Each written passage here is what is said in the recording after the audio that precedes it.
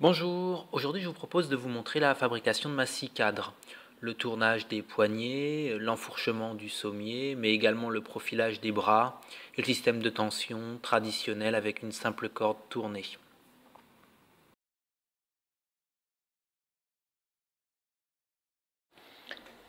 Elle est réalisée dans du bossé et j'en possède en 60 mm d'épaisseur, c'est les restes du volet. Je le refends donc à la scie à ruban, je ne m'attarde pas sur toute cette étape du courroyage, elle est traditionnelle.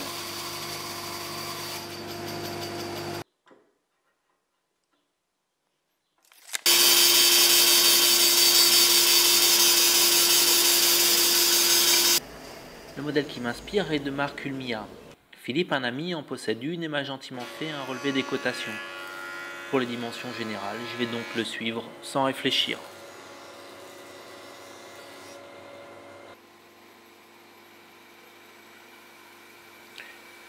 Je profile un premier bras à la scie à ruban avant de m'en servir de gabarit pour les trois autres. Oui, je ne vous l'ai pas dit, mais tant qu'à faire, je fais deux scies.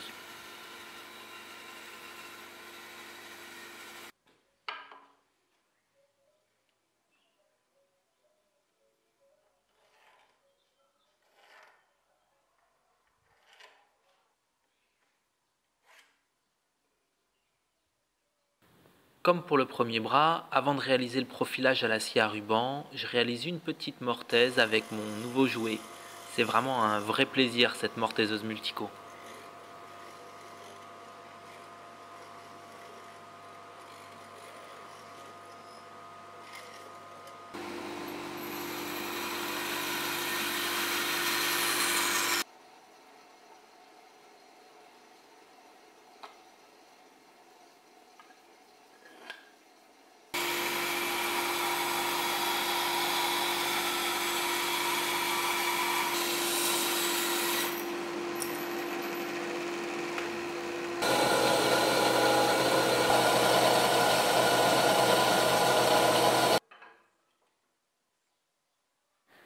La mise en forme définitive se fait en deux étapes. Dans un premier temps, j'utilise le rouleau ponceur monté sur la toupie. Puis, je fais toute la finition à la râpe.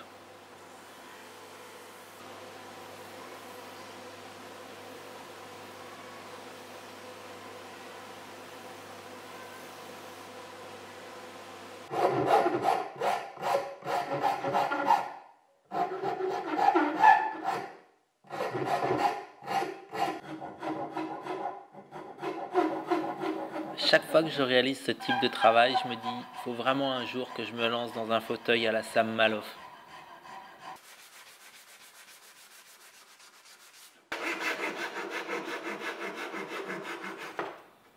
Dans les petites mortaises réalisées précédemment, je vais glisser un morceau de bois très dur, du Kumaru. La densité est supérieure à 1. Ça va me permettre d'avoir un sommier qui s'emboîte sur les bras par enfourchement, sans pour autant avoir un sommier plus large que les bras.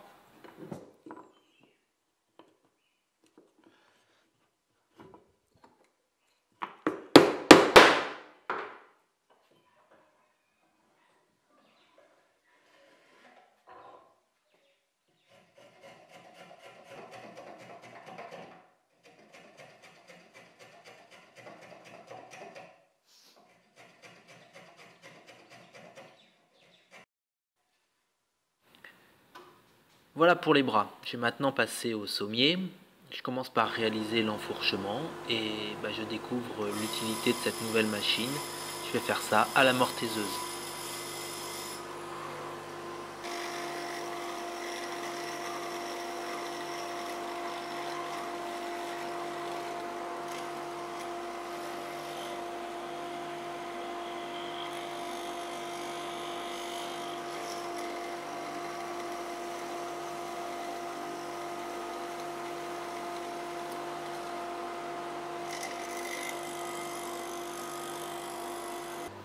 Je passe ensuite ces 4 arêtes à la toupie, histoire de le profiler un petit peu.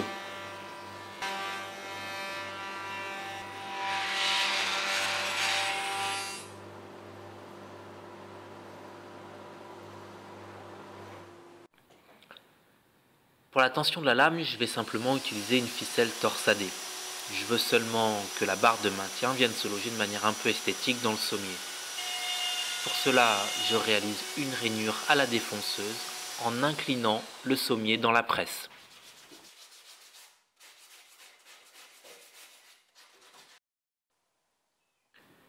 Je peux maintenant passer au tournage des poignets, je les réalise dans de l'Umbilla.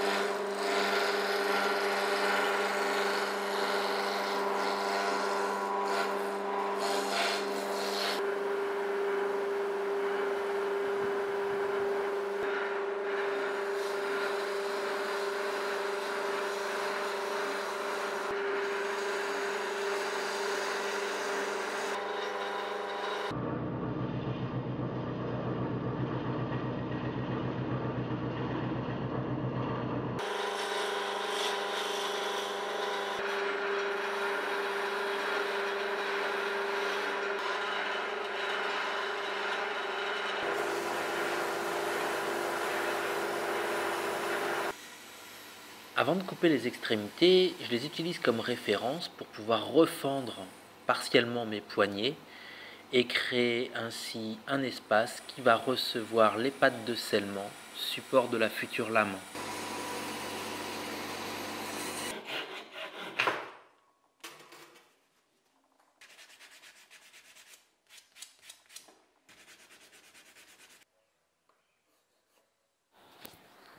Il faut bien sûr reprendre les dimensions des pattes de scellement, mais là c'est un simple passage à la disqueuse.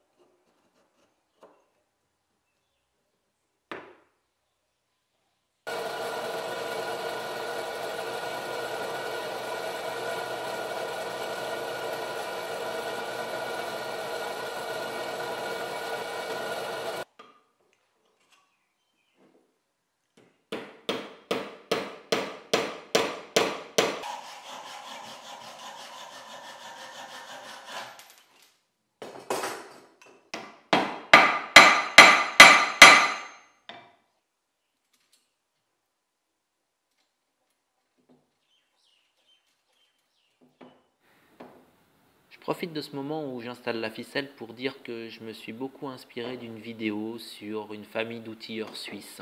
Je vous mets le lien dans la description. Je me suis inspiré d'eux pour deux caractéristiques. Les poignées, j'en ai une vraie et un moignon. Ceci afin de pouvoir mettre la scie à la verticale et qu'elle tienne en équilibre. Mais aussi le système de tension par ficelle. En effet, je me suis rallié à leur argument qui est de dire que le système de tension métallique par papillon ne doit pas être simple à défaire et que la lame va rester tendue un maximum de temps. Sans compter qu'esthétiquement, je trouve cette ficelle vraiment sympa.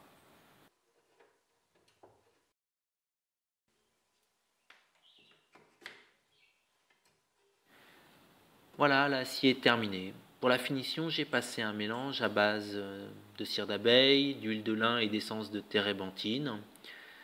Je voulais aussi vous remercier, vous êtes vraiment de plus en plus nombreux à regarder mes vidéos, ça m'étonne toujours.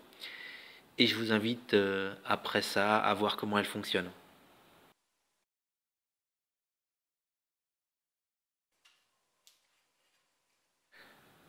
La tension se fait très rapidement. Je l'ai d'abord utilisée pour du débit et là elle est vraiment très efficace. Rien à dire.